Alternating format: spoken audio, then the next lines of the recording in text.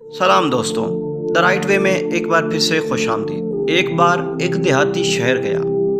وہ اس شہر کے بازار میں آیا اور زور زور سے پکارا، 90 اور 500، 90 اور 500، 90 اور 500۔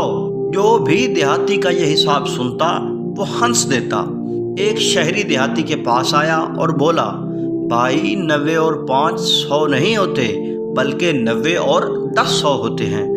مگر دیہاتی الٹا شہری کو غلط کہتا۔ دیہاتی بضد تھا، ادھر شہری اپنی غلطی تسلیم کرنے کو تیار نہ تھا۔ دونوں کی آپس میں 90 اور 500 کی تکرار ہو رہی تھی۔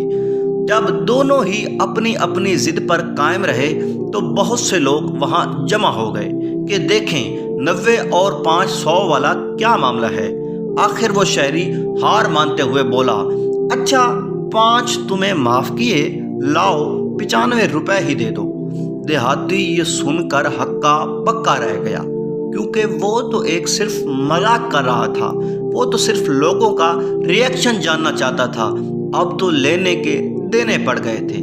اگر نہ دیتا تو ایک ہجوم اسے دیکھ رہا تھا اور وہ اسے خوب پیٹتا کہ یہ کیسا بےہودہ مذاق ہے، جس پر لوگ اسے تانے دینے لگے اور بولے، میاں دعا کرو، اس نے تمہیں 5 روپے معاف کر دیے۔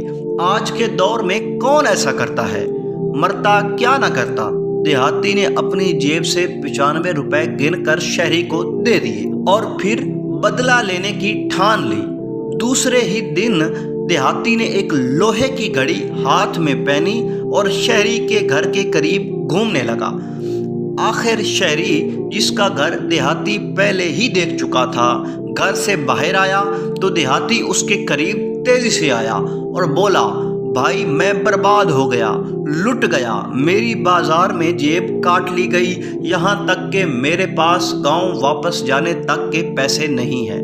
مہربانی کر کے مجھے کچھ رقم دے دو اور یہ گھڑی گروی رکھ لو۔ شہری کی نظر جب گھڑی پر پڑی تو اس کی رال ٹپک پڑی۔ اس کا لالچ امڈ امڈ کر اس پر حاوی ہونے لگا، کیونکہ اس کی چین سونے کی مانند چمک رہی تھی۔ وہ بولا، کیوں نہیں، برے وقت میں انسان ہی تو انسان کے کام آتا ہے۔ شہری نے جھٹ سے اپنے بٹوے میں سے رقم نکالی اور گن کر اسے 200 روپے دے دیے۔ دیہاتی نے زور دے کر کہا کہ وہ واپس آ کر ادائیگی کے بعد گھڑی لے جائے گا۔ دیہاتی نے اسے یقین دہانی کروائی۔ دیہاتی رقم لے کر خوشی خوشی گاؤں آ گیا۔ جب کافی دیر تک وہ لوٹ کر نہ آیا تو شہری کا ماتھا ٹھنکا۔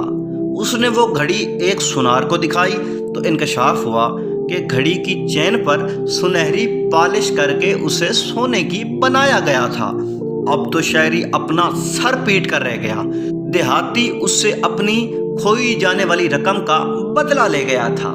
شہری مرتا کیا نہ کرتا، نہ کچھ کر سکتا تھا نہ مر سکتا تھا، تو اس وقت خاموش ہی رہ گیا۔ میرے دوستوں، 2 باتیں ہیں یہاں پر۔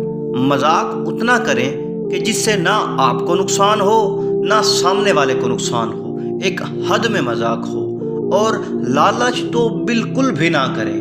بس یہ 2 باتیں آپ تک پہنچانی تھیں۔ چلتا ہوں میرے دوستوں، اگلی ویڈیو میں ملاقات ہوگی، تب تک کے لیے والسلام۔